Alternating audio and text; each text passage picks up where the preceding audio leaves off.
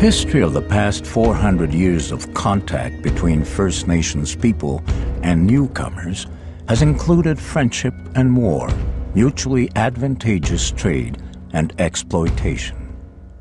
Canada's first important commercial activity was the fur trade, exemplified by the Hudson's Bay Company, in which the First Nations played an essential role.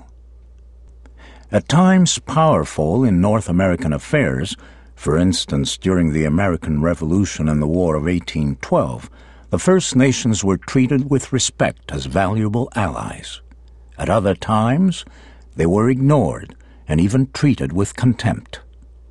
During the 19th century, the nation of Canada was formed. As its population grew and land was needed for agriculture and settlement, the First Nations were persuaded or compelled to move on to reserves. A series of treaties was negotiated with First Nations across the country, under which most of their lands were surrendered to the government.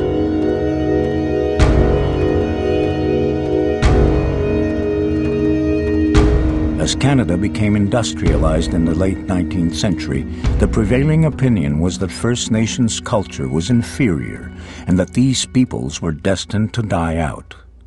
To prevent this, the officials in charge of Indian affairs encouraged or forced them to send their children to residential schools.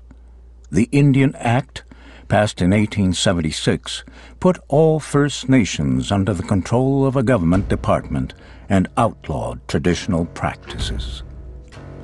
Denied full citizenship, the First Nations were in fact wards of the state.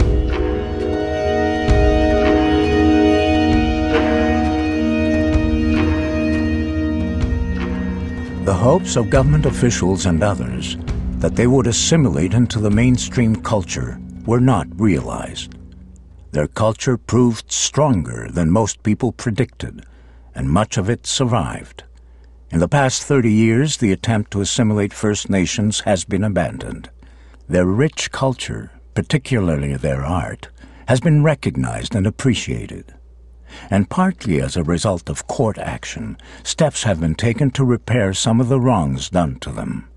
In British Columbia and in the North, new treaty negotiations are on the way. This time the parties, First Nations and government, are in a position of far greater equality.